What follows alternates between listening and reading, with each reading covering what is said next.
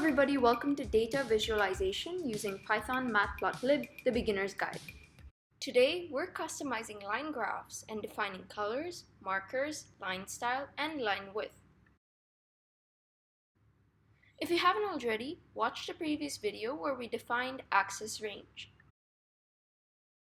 The first step is to import matplotlib.pyplot as plt.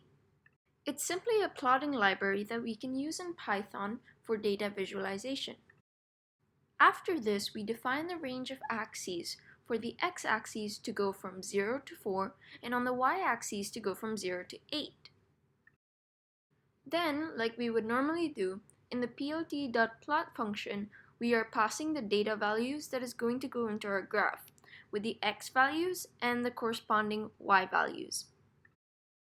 Here, we're also defining the color, marker, line style, line width, and marker size inside of the plt.plot function. All of this is separated from the array of y values by a comma.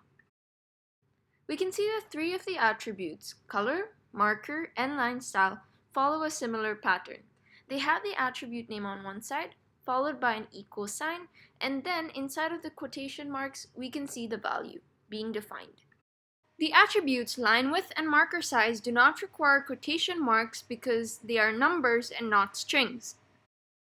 So in this example, you can see that we have set the color of the line graph to green, the marker shape to be in circles, the line style to be dashed, the line width to be 2, and the marker size to be a size 10. Type plt.show function and run the code to see your graph. By changing the color to red, the marker shape to be downward facing triangles, we are able to completely change the look of the graph. In some cases, we can even use a single letter abbreviation for the color instead of writing the entire color name. The letter B represents blue.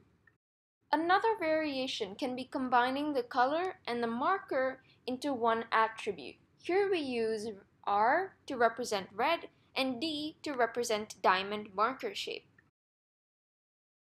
After defining the color and the marker, if we don't go on to define the line style attribute, we will be just left with the data points and no lines connecting in between. Here is a list of the different marker shapes that you can use in the marker attribute. Here's the one for line style and colors. That's it for this video. Thank you for watching. Please make sure to check out my other videos as well in this series.